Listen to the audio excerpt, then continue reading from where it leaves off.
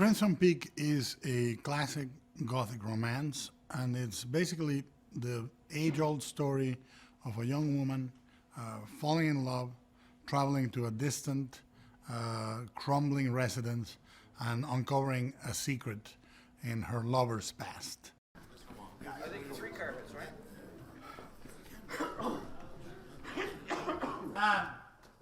Action!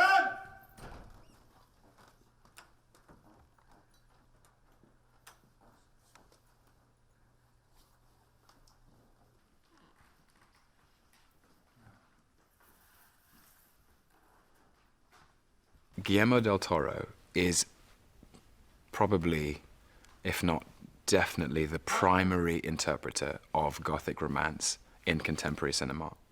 There is something singular and unique about his vision, his fingerprint as an artist, and his ability essentially to make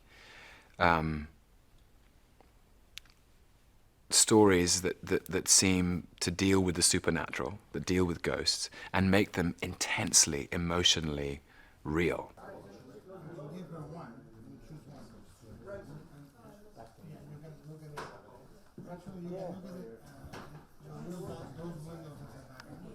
Crimson Peak should not be confused with a horror film for me. It is a Gothic romance. Now, Gothic romance is a very time-honored tradition that skates really close to horror. It can have ghosts. It can have crumbling castles. It can have the trappings of a horror film or a horror story, but it's ultimately a journey through the story of a love affair or a love story, you know? You journey through the trappings of the Gothic, which is virginal central character, transiting through a world of darkness, discovering a secret, a treasure, or a dark past, and emerging on the other side transformed. There's something running outside you.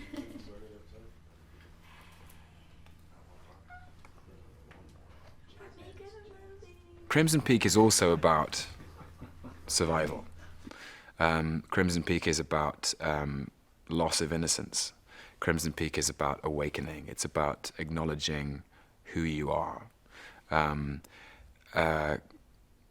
Crimson Peak is the story of a strong young woman whose strength and youth and womanhood are challenged by the darkness of a mystery behind another man and another woman from a different world. Action! Thomas, I saw a woman in the elevator. A woman? You mean you see it? No, it wasn't. He's very emotional and very instinctive and responsive. I never would have thought this was a film that was kind of always evolving, because we had a rehearsal period and we would read the scripts and the scenes and talk about things, but then, and I thought that was kind of it, but then when we got on set and he sort of would see how we were playing things and see how the dynamics were coming out between the characters, he then would kind of like, or, you know, comments that people would make, he would then kind of like get really hooked on certain things that people would say and comments that were made, and then he'd kind of go away and at night and come back the next day and be like, I had an idea, and the whole thing would just keep changing.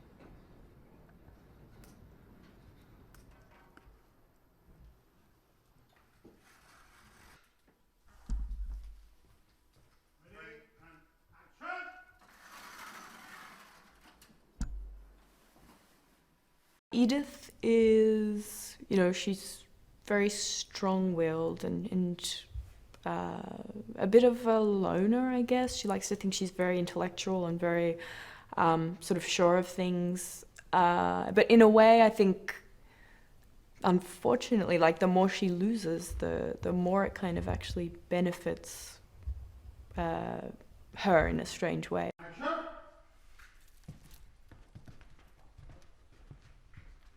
Action! For me, the real horror in all my stories is the humans. It's not the ghosts.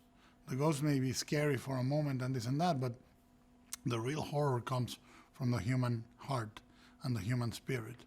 And I think that is sort of a different slant I've always had in Devil's Backbone, in Chronos, Pan's Labyrinth, everything that goes counter to everything you normally see in the horror genre.